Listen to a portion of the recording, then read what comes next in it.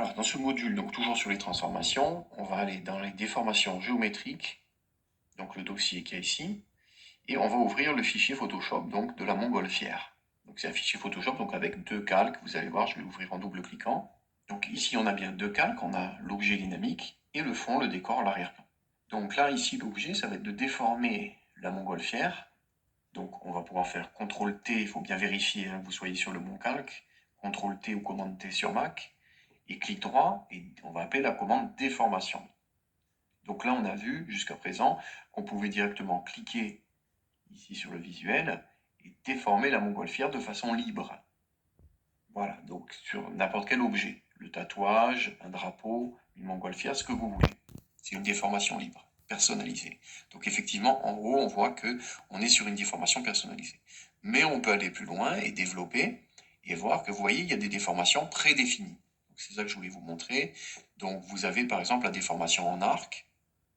Donc l'utilisation, oui, donc là on va remplacer la transformation. Vous voyez, donc là il y a une déformation qui peut être originale et intéressante pour de la création graphique. Alors là c'est peut-être un peu trop, donc je vais prendre par la poignée, vous voyez, il y a un petit carré ici. On va réduire un peu l'intensité de la déformation. Donc vous voyez qu'on peut vraiment donner des formes intéressantes et originales à la montgolfière. Voilà, si je veux que ce soit quand même un peu réaliste, je peux modérer l'effet d'inflexion. Et qu'ici on a l'inflexion, donc vous pouvez soit prendre le petit carré là directement ici, soit cliquer, glisser gauche-droite à partir du texte. Voilà, ça modifie l'inflexion. Si vous cliquez ici à ce niveau-là, ça va basculer le côté de l'inflexion. Donc là, ça peut être intéressant aussi pour donner des effets, vraiment comme si la montgolfière était complètement poussée par le vent, quoi. On a des déformations très intéressantes et puissantes.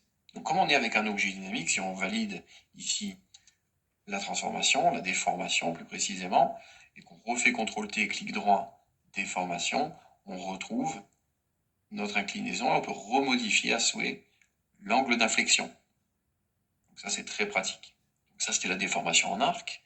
On va pouvoir aller demander d'autres déformations. Alors juste avant, je vais quand même ramener ici à 0 la valeur. Voilà, comme ceci. Donc on a également l'arc supérieur.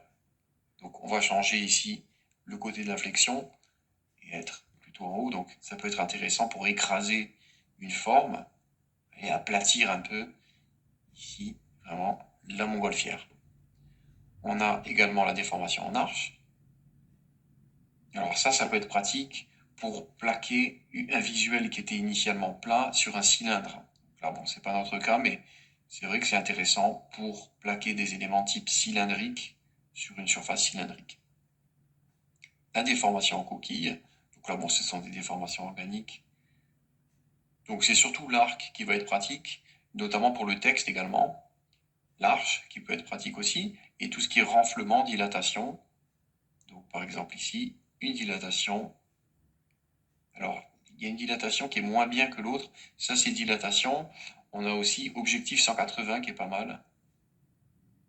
Voilà, donc qui va donner l'illusion vraiment d'un gonflement d'un montgolfière. Donc si je veux donner à la montgolfière un aspect de gonflé, ça peut être pratique. Vous voyez, il faut y aller vraiment tout doucement. Voilà, donc là, ici, dans mon cas, ça peut être pas mal d'utiliser la déformation en arc, dans ce cas-là, et éventuellement l'objectif 180 pour donner un aspect gonflé à la montgolfière. Après, selon le contexte, évidemment que les autres vont servir selon le cas. Ça dépend de la forme de base que vous utilisez et la déformation que vous voulez induire. Voilà, donc c'était pour vous montrer les déformations ici géométriques qu'on peut utiliser dans Photoshop. Voilà pour ce module.